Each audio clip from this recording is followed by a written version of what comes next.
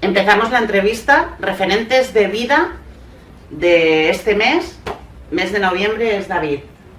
David del Rosario. Hola, David. Hola, Marian, encantado de estar aquí con vosotros y con vosotros también. Muchas gracias por ser referente de este mes. Empiezo, como te he explicado un poco, presentándote y diciendo para mí qué representas, ¿no? Después de verte, ¿no? Y indagar a través de todo lo que hay colgado en redes. Para mí eres un alma inquieta que disfrutas descubriendo. Eres intrépido, curioso, atrevido, juguetón, inteligente y transformador de estructuras fijas, patrones. Eres un rompedor, rompes con todo. Eso es como yo te siento, es mi percepción de ti. Para mí tienes todos los elementos para ser un generador de cambios y siento que vas a ser alguien que vas a dejar huella profunda en este mundo. Eres un ser humano con sentido común, algo muy difícil de encontrar aquí en estos tiempos. Eres científico, investigador, divulgador, estudiaste ingeniería técnica en telecomunicaciones, ingeniería biomédica, has recibido premios, reconocimientos, estás expandiéndote por el mundo y colaborando con distintas universidades. Eres capaz de aplicar la neurociencia, algo que dices, wow, en el día a día. Y además, de manera fácil, entendible, con alegría, con mucho humor y con mucho amor. Es lo que yo veo en ti. Además, me ha sorprendido que eres músico, cineasta, escritor y conferenciante, y con ello impulsas conciencia, impulsas sabiduría, entusiasmo y das a conocer tus nuevos modelos para explicar lo que es la mente humana, eso tan difícil de comprender, ¿no? Y tú nos das esa manera sencilla de cómo es la mente humana. Y de todo esto, que yo más o menos he visto en ti, yo, David, quiero saber más de ti, de tu vida, de tus proyectos, de tus sueños. Y tengo aquí preparadas unas cuantas preguntitas y tú suéltate. A partir de ahora eres tú ya quien habla, te voy preguntando y vamos allá. ¿Sí? Todo tuyo. Pues hombre, es fácil, ¿eh? Me lo pone fácil. Yo sabía que hoy sería un día distinto, ¿vale? Porque te he visto y hablas mucho. Yo también, con lo cual la que me va a costar es a mí, callarme. Pregunta 1. Siempre empiezo preguntando algo que tú dices que no soportas, que es preguntarte quién eres. Con lo cual no te lo voy a preguntar, ya que no te gusta. Pero sí te voy a preguntar que me hables de ti lo que tú quieras y que me digas qué has venido a dar de ti aquí al mundo. He venido a aprender, no sé si de él, pero sí con él.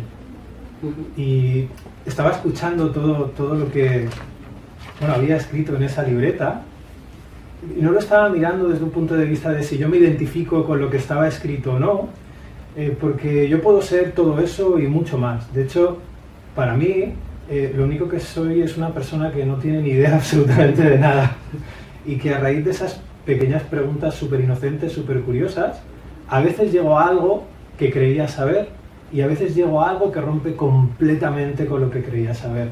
Para mí esta segunda opción es la que yo soy ahora mismo, ¿no? Soy esa persona que encuentra algo y que es completamente feliz si ese algo que encuentra rompe completamente con lo que quería saber, ¿no? Con lo que creía saber. Me he pasado como la mitad de la vida, ¿no? Durante esa ingeniería de telecomunicaciones, durante biomedicina, acumulando conocimiento, tratando de saber, hasta que llegué al punto en el que me di cuenta ya no de que no sabía nada, sino de que no sabía nada para vivir una vida David. Y entonces, claro, ahora mismo estoy en ese punto. Ahora mismo para mí la vida es un descubrir constante, para mí la vida es un atreverme constante y sobre todo atreverme a darme cuenta que no tengo ni idea.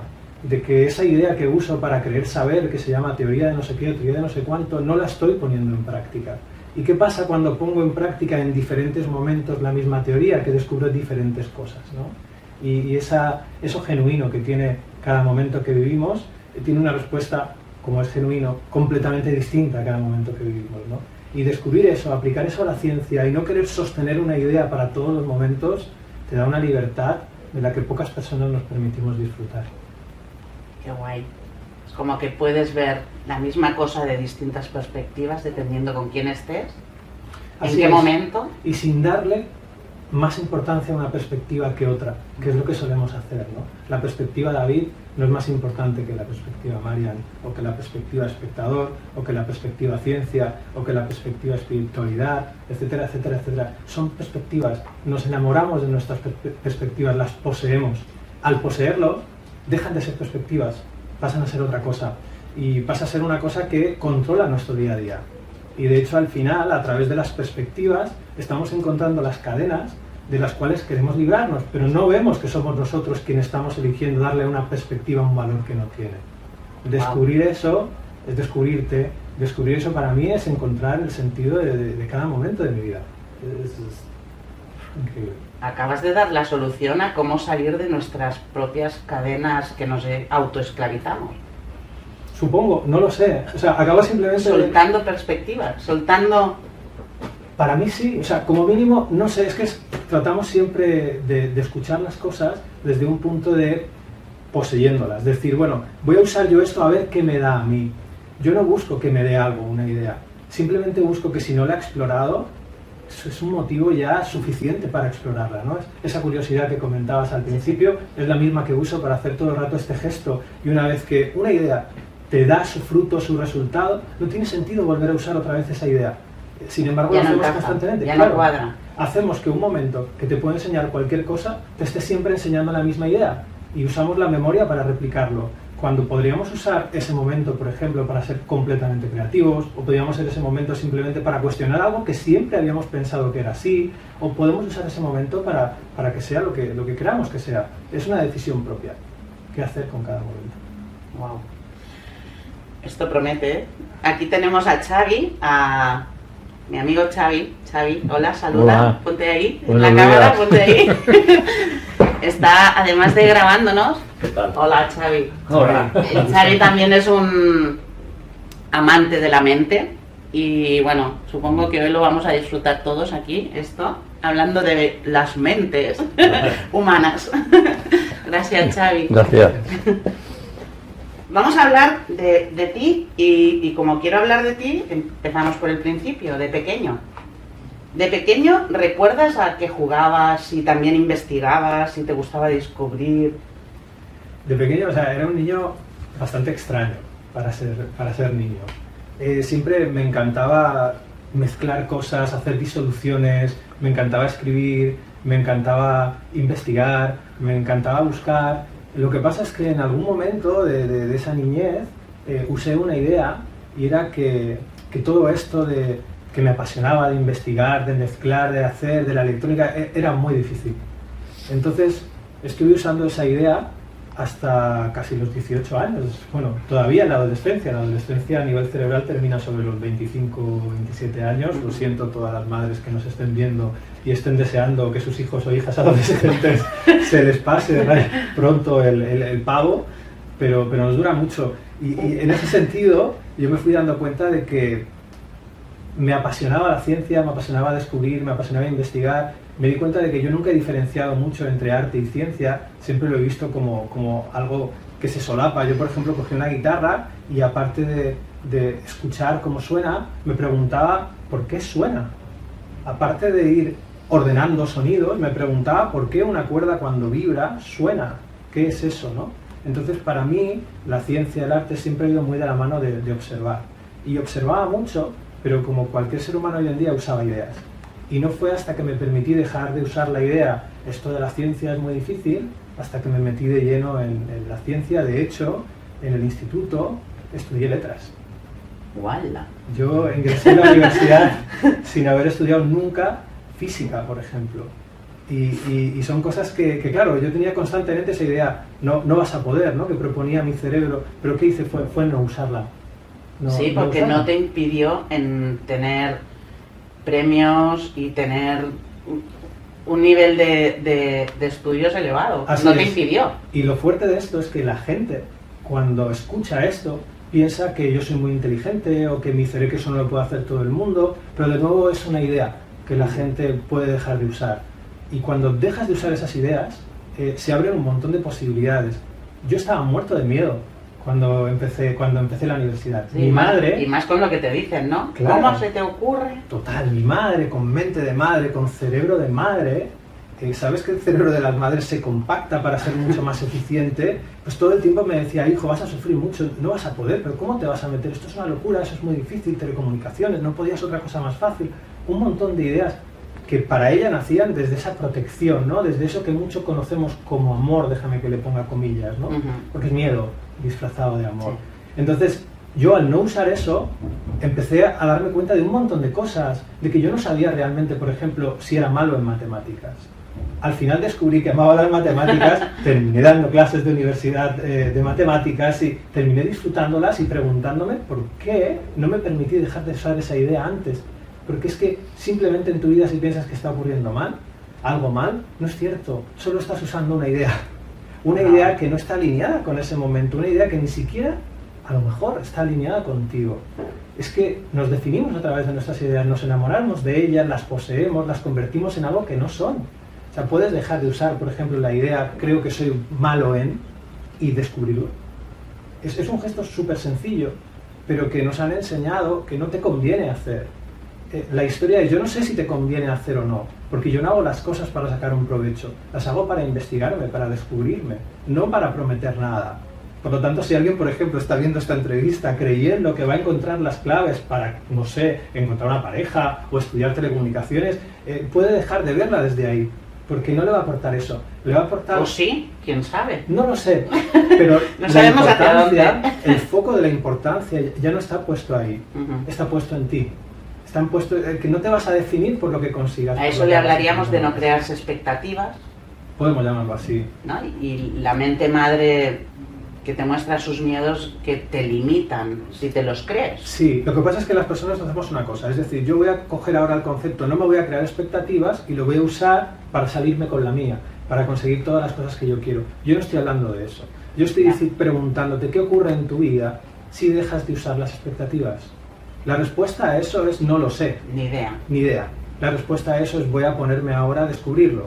No es, si dejo de usar las expectativas, pues seremos felices, tendremos esto. No, o sea, vive las cosas. No te conformes con entenderlas. Llévalas a tu día a día. Normalmente nos quedamos con entenderlas. Sí, yo voy a hacer esto sin expectativas porque así voy a tener menos estrés, porque así voy a llegar más a casa. Y al final, el mismo hecho de usar una idea y no permitirte vivirla es lo que te está generando el estrés. O sea, dejemos simplemente de entender las cosas, pasemos a vivirlas. Wow, ahí está la libertad. Para mí es tal cual la definición de libertad. Y además no tienes ni idea ni de qué vas a vivir, ni cómo lo vas a vivir. Totalmente. Y además fíjate que es una libertad que no depende del contexto en el que vives. Es un gesto que tú decides hacer o no. Es en cierta... Este tipo de libertad que estamos hablando no depende del contexto. Exacto. Tú tienes una situación y depende desde dónde decides vivirla. Si decides vivirla desde el miedo normalmente es aquello que nos impulsa a intentar sacarle un provecho de las cosas.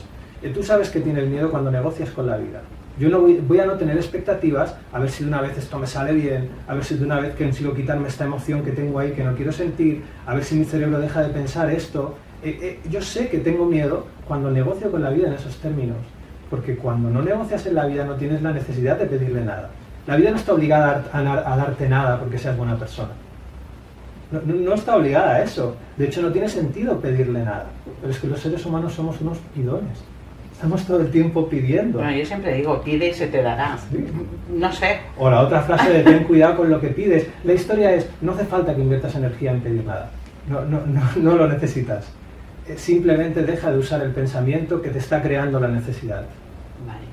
Es un camino mucho más corto. El no lo necesitas es la clave. ¿No? Descúbrelo.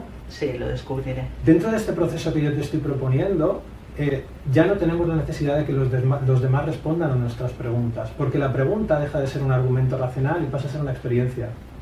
¿Me pasará esto? Ya no es un, no sé si me pasará, sino, no, es un, voy a descubrirlo. Entonces, todo un argumento mental, todo un razonamiento se convierte en una acción, se convierte en vida, en algo que está vivo, en algo que tiene movimiento. Y dentro de esa acción pensarás unas cosas y pensarás otras. Pero habrá habido un cambio mental que para mí es fundamental.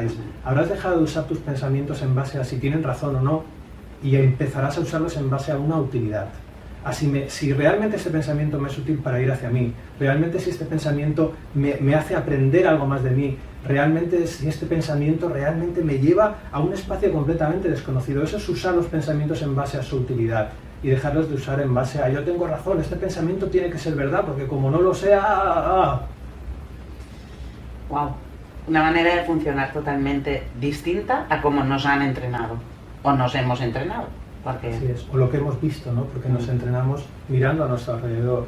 Si yo veo a mi madre, por ejemplo, poniendo encima de la mesa con la mejor de las intenciones ese amor disfrazado de miedo, yo al final voy a disfrazar mi amor de miedo y me voy a relacionar contigo con un amor miedo y me voy a relacionar con Xavi con un amor miedo y voy a llamar a eso amor sin darme cuenta que también hay miedo. Y no tiene sentido hacer eso. Los seres humanos somos capaces de crear emociones. Las emociones, de hecho, ahora los investigadores estamos empezando a llamarlo casos emocionales, porque nos hemos dado cuenta que no solo no son innatas, sino que son universales. Hay muchas culturas, por ejemplo, que tienen 10 tipos distintos de rabia. Tienen una rabia para su jefe, una rabia para su mejor amigo, una rabia simplemente para los amigos, una rabia para los compañeros de trabajo, y son casos emocionales que nosotros creamos. Vamos asociando sensaciones que tenemos en el cuerpo a diferentes situaciones, y a ese caso emocional construido le llamamos emociones. Pero nos olvidamos que las emociones las construimos. Sí, a nivel de budismo, que yo he hecho, decimos que las emociones no es nada más que un factor mental. Las creas tú con tu mente, detrás de un pensamiento, y a partir de ahí ya se hace como hábito, ¿no? Y ese hábito, pues cada vez que veo a alguien, ¿no? Es muy similar a la neurociencia. Son predicciones. Las emociones es la predicción de una situación que todavía no ha llegado. Entonces, yo estoy viviendo, estoy pensando algo y de repente mi pensamiento y mi emoción van a la par. De hecho, ya sabes que yo con esto de las bromas las llamo pensaciones, ¿no? Porque normalmente, si tú miras qué estás sintiendo y miras qué estás pensando, es que hay una relación tan íntima que es que no los puedes separar. Entonces te vas dando cuenta de que normalmente nuestras emociones caben en el modelo de predicción. Yo estoy prediciendo algo, por lo tanto estoy sintiendo un caso emocional de ese algo, que puede ocurrir o no, pero eso a nuestro cuerpo no le interesa. A nuestro cuerpo lo que le interesa es ahorrar energía. Y nuestro cuerpo, de hecho, no escucha normalmente. El cuerpo no escucha, no está todo el rato pendiente del exterior y si hay algo que ocurre, entonces activa. No, él está prediciendo todo el tiempo qué ocurre en el exterior. ¿Por qué? Porque predecir qué ocurre en el exterior consume menos energía que estar todo el rato atento al exterior. Entonces yo hago una predicción. Si esa predicción es mala, entonces yo miro, activo, consumo energía en captar lo que está ocurriendo en mi exterior. Pero si mi predicción no es mala, no. Por eso puede haber alguien que te está intentando robar el bolso, tú no tener una predicción mental de eso y tú estar como una rosa. Porque tu cuerpo no está todo el tiempo captando la información de fuera, está prediciendo qué está ocurriendo fuera. Y si eso que está prediciendo es malo, entonces abre el grifo de los sentidos. Pero vivimos anclados, enclaustrados en nuestro propio mundo la mayor parte del tiempo. En nuestras pensaciones, ¿no? Exacto. Y en nuestras predicciones. Un pensamiento también, en cierto modo, es una predicción. Una emoción, en cierto modo, también es una predicción. Son propuestas que nuestro cerebro hace en cada situación de vida. Si esa propuesta tiene mala pinta, entonces abro el grifo de los sentidos. Si no tiene mala pinta, pues entonces me quedo con ella. Esté ocurriendo fuera lo que esté ocurriendo. No le importa. Es un mecanismo de eficiencia energética bastante inteligente, por cierto. Wow. ¿Es inteligente eso? Muy inteligente. ¿Sí? Si nosotros tuviésemos que estar todo el tiempo procesando y captando toda la energía de nuestro entorno todo el tiempo, la cantidad de energía que consumiríamos, tendríamos que comer como un elefante para poder hacer eso todo el tiempo. Entonces nuestro cerebro va todo el tiempo optimizando procesos, optimizando procesos, optimizando procesos. Y si eso hace el cerebro, es porque en realidad no es tan importante. No es tan importante lo que ocurre afuera, por eso lo puedo predecir. Y ese es un punto que a mí me vuelve loco, me encanta. Wow. No es tan importante lo que ocurre afuera como crees, al menos para tu cerebro. Por eso podemos hacer una predicción. Así podríamos ir a una con el cerebro. De hecho, esa es la propuesta en la que yo estoy trabajando, ¿no? ¿Qué ocurriría en tu vida si empiezas a comportarte de una manera que está alineada con la forma de funcionar, no solo de tu cerebro, sino de tu cerebro, de tu cuerpo y de la vida? ¿Qué ocurriría en tu vida? La respuesta, de nuevo, es no lo sé. No es, pues, hostia, que sería la hostia de feliz. No, se dice coherencia, se dicen muchas palabras, pero sí, ¿no? ¿Alguien lo ha hecho? ¿No? Claro, la historia es eso, ¿no? La historia es eso. Ahí hace poco una persona me preguntaba bueno, escribía en un artículo acerca del libro que tu cerebro no quiere leer y tenía un subtítulo que es algo así de cómo hacer o cómo reeducar el cerebro para ser más feliz y vivir con plenitud, ¿no? Es un subtítulo que puso la editorial directamente. El libro... Estamos hablando de tu libro. Sí. Bueno, alguien. El libro, a mí me encanta. Después esto, hablaremos ¿no? de ello. A mí me encanta esto del libro, porque la gente se piensa que lo has escrito tú. O sea, para mí el escritor es como el primer lector del libro. Pero un libro son un montón de personas. Son personas con las que te encuentras y de las que te toman la licencia de escribir acerca de ello. Son situaciones de vida de las que también vives y te tomas la licencia de escribir acerca de ello. Pero tú en realidad no estás inventando nada. Eres un interlocutor de lo que te está pasando. Yo escribo acerca de lo que vivo. Entonces, por lo tanto, no sé si realmente lo he escrito yo, porque no puedo demostrar científicamente que yo haya ordenado todas esas situaciones de vida acerca de las que voy a escribir como para poder atribuírmelas, ¿sabes? O sea, es súper extraña. La sensación es simplemente de apertura, de exponerte a contar cosas que te pasan sin saber si eso va a tener sentido para otra persona, ¿no? Y bueno, descubres que parece que sí lo tiene, pero tampoco me lo puedo atribuir a mí. Es muy curioso esto que te contaba del libro, porque tiene ese subtítulo. Entonces una persona, por ejemplo, sin leerlo, ya creyó saber lo que había dentro, ¿no? Y justo haciendo ese mecanismo, pues dio su opinión. Y es súper guay, porque es el mismo mecanismo que está proponiendo el mismo título del libro. Aquí. ¿Este es el libro? Cuando tú ¿Este crees, es el libro? sí, cuando tú crees que sabes lo que está ocurriendo en una situación de vida, es que aceptas esa predicción como válida, no miras. ¿Y sabes lo que le pasa al que no mira, que no ve? Entonces, cuando nosotros nos creemos, por ejemplo, que es que yo sé cómo eres tú porque eres enfermera, porque has hecho Reiki, yo ya sé cómo eres tú porque yo ya sé cómo es la gente que es eso, dejo de verte. Empiezo a relacionarme contigo a través de una imagen mental, y lo más poderoso y lo más loco de esto es que esa imagen mental ni siquiera nos da la oportunidad de crearla en base a nuestra experiencia, en base a yo me relaciono contigo, no sé, 3 o 4 meses, y en base a mi experiencia contigo entonces me creo una imagen mental. No, somos los Billy el rápido de las imágenes mentales. Antes de ni siquiera de conocerte, ya te planto una imagen mental y empiezo a relacionarme con ella. Antes ni siquiera de leerme esto, yo le planto una imagen mental, no, este libro va a hablar de no sé qué, no lo sabe, fíjate cómo llegamos otra vez a no lo sabes. ¿Y qué es lo que te dijo? No, en este caso hablaba de que la felicidad, de que la felicidad nos llevaba a un estado de infelicidad, ¿no? Y que decía que había muchos libros que promovían la felicidad, ¿no? Precisamente dentro de este libro, una de las cosas que se propone es que dejes de buscar la felicidad, porque cuando entiendes cómo funciona la felicidad en el cerebro te das cuenta de que no tiene sentido, ¿no? Y precisamente lo que te dice es, no solo deja de buscar la felicidad, deja de poner la verdad en lo que crees que piensas, deja de poner la verdad en lo que tu cerebro te propone, porque te estás perdiendo un montón de cosas. Cuando yo me creo de qué va este libro, empiezo a relacionarme con una imagen mental del libro y empiezan a surgir necesidades. Por ejemplo, ya no tengo la necesidad de leerlo, o sí tengo la necesidad de leerlo. Entonces yo luego lo leo y comparo mi expectativa, mi imagen mental de lo que el libro era con la realidad. Y en base a eso yo decido si este libro es bueno o no. Esto con un libro es muy bonito, pero haces lo mismo con tu pareja, haces lo mismo con cualquier persona. Y eso es lo que determina tu sufrimiento. Nos engañamos, Totalmente. Nos autoengañamos constantemente. Pero de una manera además muy poco elegante. Yo me genero una imagen mental de ti sin conocerte, empiezo a comparar mi momento presente con esa imagen mental de ti inventada y mi sufrimiento es proporcional a la diferencia. La felicidad, vista como emoción, es un caso emocional, es una predicción.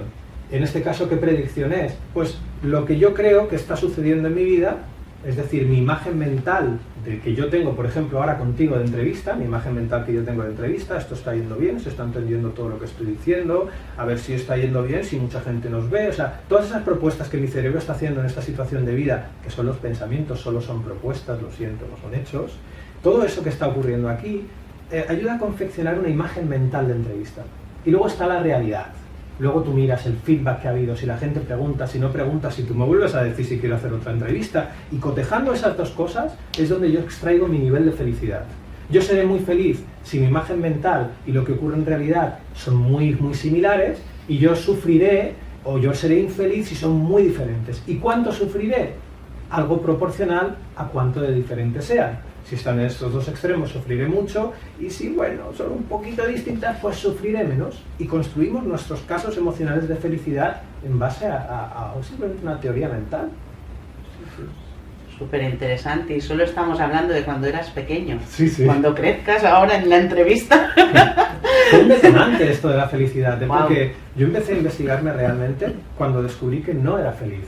Y esto me pasó en un momento en el que era imposible tener más éxito, era imposible. Tenía éxito en el sentido económico, éxito en el sentido amoroso, éxito en el sentido académico, hice letras, terminé, me concedieron el premio nacional, en plena crisis me ofrecieron una beca para trabajar en la universidad, y en ese momento en el que parecía que nada podía ir mejor, yo experimenté la sensación de máxima infelicidad de mi vida. Y ahí fue cuando empecé un poco a indagar, decir, bueno, si toda la situación externa que yo tengo es perfecta, o sea, a mí no se me ocurría qué más podía pedir, Marian, o sea, y además eso iba acompañado de una frustración tremenda. Entonces yo me di cuenta de que no sabía de dónde estaba viniendo esa sensación de infelicidad que yo tenía, porque lo que yo intuía de cómo veía que se comportaban mis padres, mi sociedad, mis políticos, mis amigos, era que era la situación externa la que determinaba aquello que yo sentía. Entonces para mí eso no tenía sentido. No tenía sentido sentir infelicidad dentro de una situación perfecta. Entonces ahí empecé a investigar. Ahí empecé a investigar. Y empecé a investigar con qué herramientas. Pues había terminado la ingeniería. Pues tenía las herramientas que me proporcionaba la ingeniería y las herramientas que me proporcionaba la ciencia. Y ahí fue donde empecé a hacer los primeros pinitos en esto de aprender cómo funciono y cómo soy, y descubrí cosas que bueno, sin duda han cambiado completamente mi vida. De hecho, nunca ejercí ingeniería de telecomunicaciones. Wow. Cambió completamente mi ¿Qué edad vida. tenías ahí? Pues ahí tenía 20 años, 22 años. O sea, sería un poco, porque tengo esa pregunta, ese paso, ¿no? ¿En qué momento diste el salto de la ciencia a la conciencia, ¿no? Un poco a los 20 años. Sí, quizá alguno más, 22, 23 años. Ahí. O sea, hasta ese momento de 22, 23 años, yo era la persona que hacía todo en base al esfuerzo máximo. En que cuanto más me esfuerce, mejores notas sacaré, más probabilidad tengo de que todo salga bien, porque todo es un balance entre el esfuerzo y la dedicación, y pelarse los codos, ¿no? Y de hecho, claro, cuando tú usas ese tipo de pensamientos, tu cerebro lo que todo el tiempo hace es presentarte un presente, lo que yo llamo apetecible, es decir, todo lo que tú vas a ver va a ser coherente con las ideas que estás usando. Entonces yo estudiaba por miedo a suspender, porque nunca había dado matemáticas, nunca había dado física, tenía matemáticas 1, 2 y 3, física 1, electrónica, no sé qué, tenía todo esto ahí delante. Entonces yo estudiaba mucho, muchísimas horas, entonces te iba bien y la gente decía, hostia, qué inteligente eres, y tú decías, pero si es que hace 2 o 3 semanas que no salgo de casa y estoy con este tocho de física del Tipler aquí estudiando. O sea, no tiene nada que ver con la inteligencia. Y luego descubrí que tampoco tiene nada que ver con cuánto te esfuerces, con cuánto te pongas. O sea, no tiene nada que ver. Desde el punto de vista, o sea, si estamos hablando simplemente de memoria y recordar, obviamente que es proporcional cuántas veces yo repita una cosa para luego poder recordarla y ponerla sobre un papel. Pero yo estoy hablando de aprender, no de recordar. Entonces yo me di cuenta de que para aprender no hace falta pelarte los codos, hace falta tener esta disposición de no sé.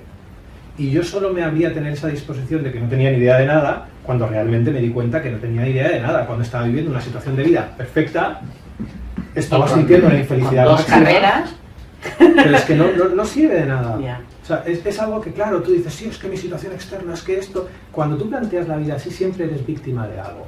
eres víctima de que no te valora la persona que te entrevista, eres víctima de que tu profesor no te valora, eres víctima de que la sociedad no te valora, pero cuando realmente vives la vida del no sé, no dependes de ninguna valoración de nadie, ni siquiera de las tuyas, porque no sabes si esa valoración que te estás haciendo realmente tiene sentido o no lo tiene. Simplemente sabes que te estás haciendo una valoración y que aquello que estás sintiendo es proporcional a esa valoración. No sabes nada más. Entonces empiezas a descubrirte. Y yo en esa situación empecé a descubrirme de una manera muy troglodita. ¿Qué es lo que hice? ¿Qué situación externa tenía? Pues tenía que todo me estaba yendo bien. ¿Qué hice? Pues dejar todo. Uno a uno. Cambié de pareja, cambié de trabajo, cambié de ciudad. ¿Y sabes lo que ocurrió cuando cambié de ciudad? Y cambié de trabajo y cambié